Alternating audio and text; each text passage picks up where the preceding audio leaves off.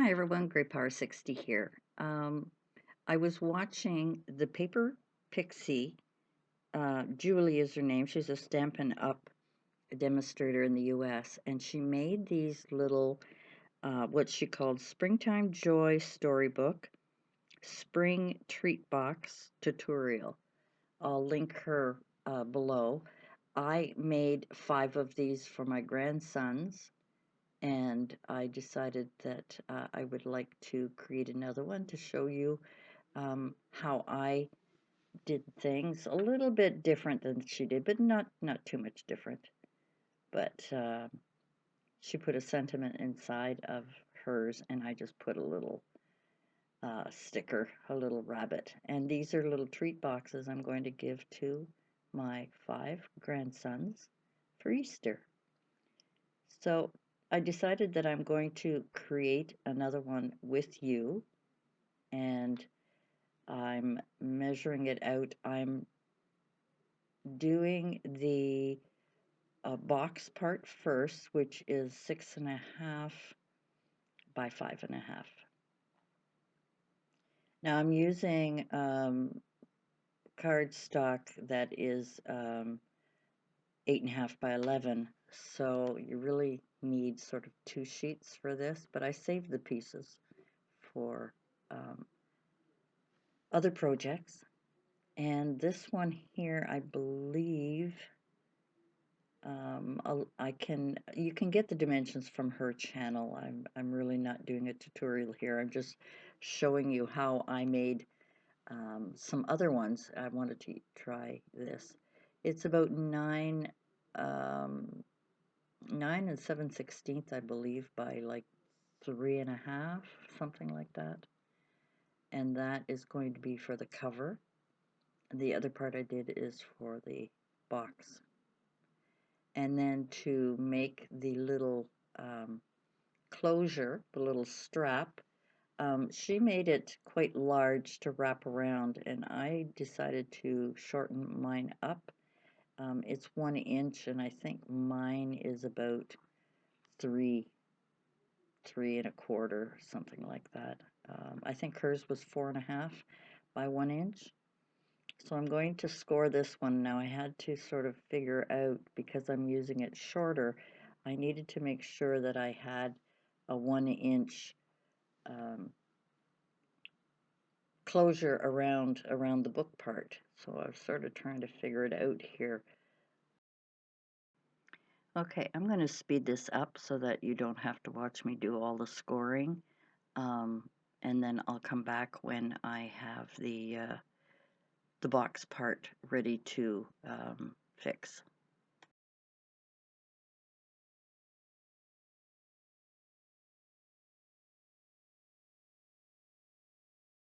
Okay, now I'm just going to do some folding on these score lines, and then when I'm finished doing that, you can hear my cat is talking to me.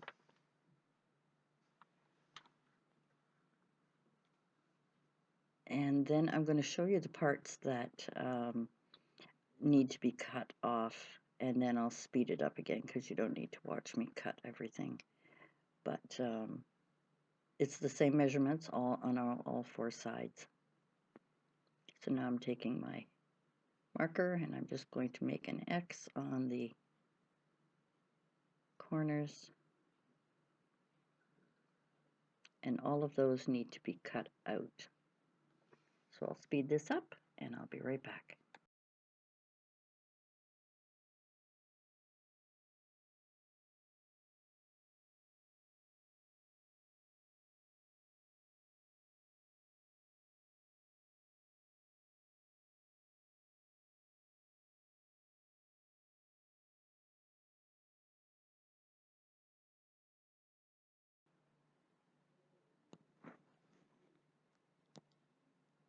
Okay, so now that I've cut all of those out, the next thing I have to do is put some tear and tape on the 4 sides, and then flip it over and put glue on the little tabs. Again, I'll speed this up so you don't have to watch me.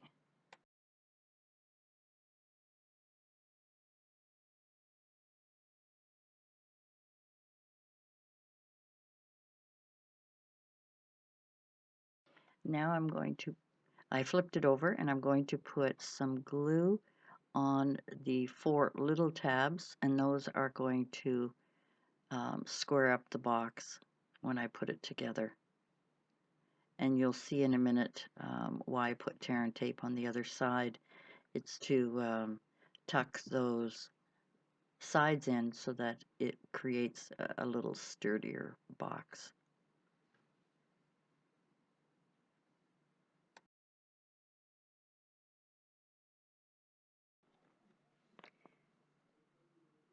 When you're attaching the tabs, just make sure that your edges line up really well so that you don't have any, so that it's nice and square. And now I'm just going to use my bone folder to reinforce the glue, make sure that it's spread out well. And now I'm going to take off the tear and tape.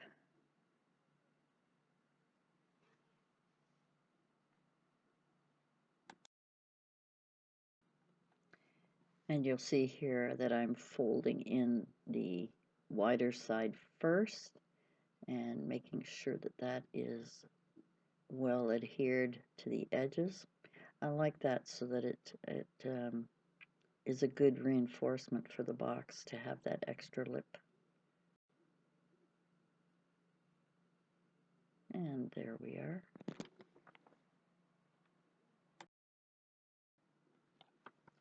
Now that I've reinforced all of the sides, I'm going to be working on the cover. And now I'm just going to burnish all the score lines on here. And what Julie has done, which I really like, is that she doubled up the cover and the base. So it makes it a little bit more sturdy, and I really like that idea. So here I'm just lining it up, and then once I've burnished them down, I am going to add adhesive to that. And again, I'll speed it up so you don't have to watch the whole process. Okay, now that I've got that all glued together, we're going to make sure it fits nicely. And I'm quite happy with that. Now I'm taking the smaller piece that's going to be used for the closure, and I'm just kind of checking to see if it's in the center.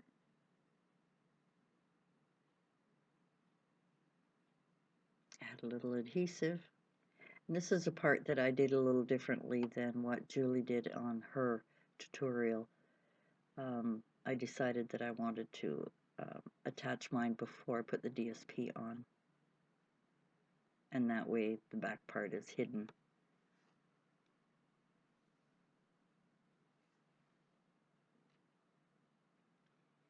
Now we're going to take the box part and we're going to add the adhesive. I'm using the rubber part, the thicker part of the Tombow, that I really like it when you have to spread it around. Sometimes when you use the little nozzle and you put it on, it leaves lines. It's kind of, I don't know how to explain it. But with this, it's a smooth, you can smooth out your glue so that there's no bumps.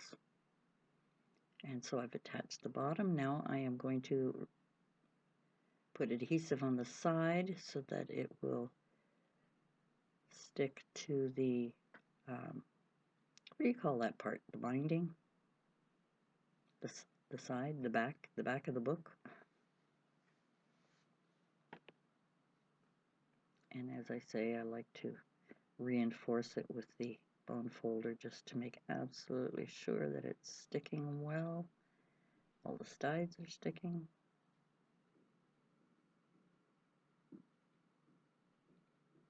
And that is just about it. Now let's decorate it. Oh, no, I forgot. I have to put the Velcro on it. It's not Velcro. What do they call it? Hook and loop? Hook and loops? Because it's not a Velcro brand. It's a hook and loop. Hook and hoop. These small ones, I got these at, I believe it was AliExpress. I might have got it on Amazon. I'm not sure, but they're really tiny. And what I like is they're not bright white like some of the bigger ones. It's a little more clear. And I just find that they kind of disappear a little bit. Alrighty, let's get ready to cut some DSP. Again, the measurements would be on Julie's YouTube channel.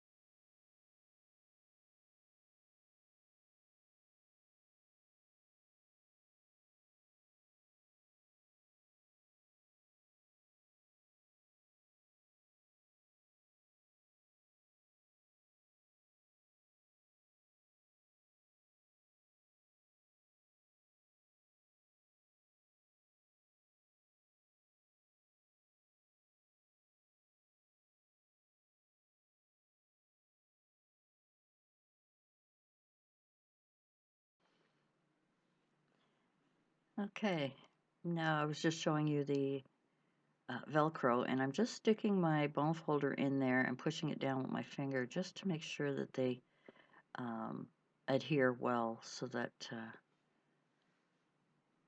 it doesn't keep falling off. So I'm just choosing some cute little carrot. I'm using some hot glue to attach to the little closure. I didn't have any more of the little eggs like I had on the other ones. And now I'm looking for a little chick to put inside as a little surprise, again using hot glue. This is, Julie put a sentiment inside, and as a little surprise, you know, nice little message. And for me, for my little boys, I decided just to use a little cute sticker in there. And that is almost that. My concern was that the sticky part that stuck out of the closure on that carrot, I'm pulling out my little, I don't know what you call it, it's a little bag that I made that you use for embossing to make sure there's no static or anything. It's just material with powder inside, and I just pat it on there and it takes away the stickiness. And that is the end of that. Thank you so much for joining me today. I hope you like what I did, this little project share, and we'll see you again real soon. Bye for now.